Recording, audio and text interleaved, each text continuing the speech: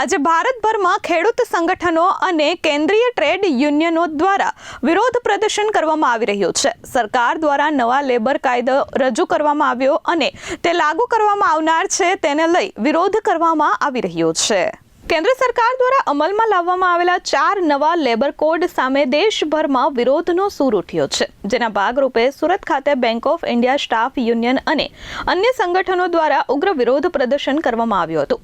યુનિયનના આગેવાનોએ આ નવા કાયદાઓને શ્રમિકો અને યુવાનોના હિત વિરુદ્ધ ગણાવ્યા છે। Bank of India staff union સુરતના પ્રેસિડેન્ટ પિયુષ દેસાઈએ મીડિયા સાથેની વાતમાં કહ્યું કે નવા લેબર કોડથી યુવાનોની રોજગારી પર માઠી અસર પડશે। સરકારી કાયમી નોકરીઓના બદલે ફિક્સ ટર્મ એમ્પ્લોયમેન્ટ જેવી યોજનાઓ લાવી રહી છે, જે યુવાનોના ભવિષ્ય માટે જોખમી છે। વિરોધ પ્રદર્શન દરમિયાન જણાવવામાં આવ્યું હતું કે 1926થી અમલમાં રહેલા ટ્રેડ યુનિયન એક્ટમાં ફેરફાર કરી સરકાર શ્રમિકોના અવાજને દબાવવાનો પ્રયાસ કરી રહી છે।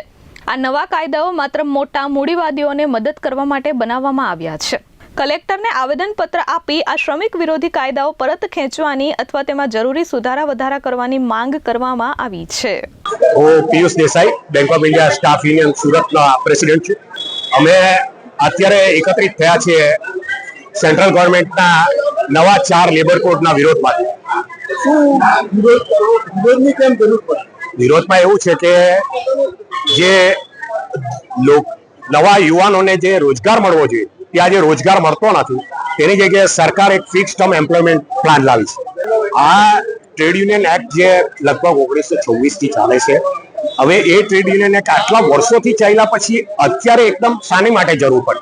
એટલે એ માત્ર મૂડીવાદીઓના મદદ માટે આ બધું કરે છે સરકાર, એટલા માટે કે હવે નવા સંગઠનો કોઈ યુનિયન રચી નહીં શકશે અને આવી રીતે સ્ટ્રાઇકનો કોલ બી નહીં આપી શકે, પ્લસ લેડીઝો નિશ્ચિત પણ કરવી પડશે, જે મોટી મુશ્કેલી છે। Bureau report S24 news Surat.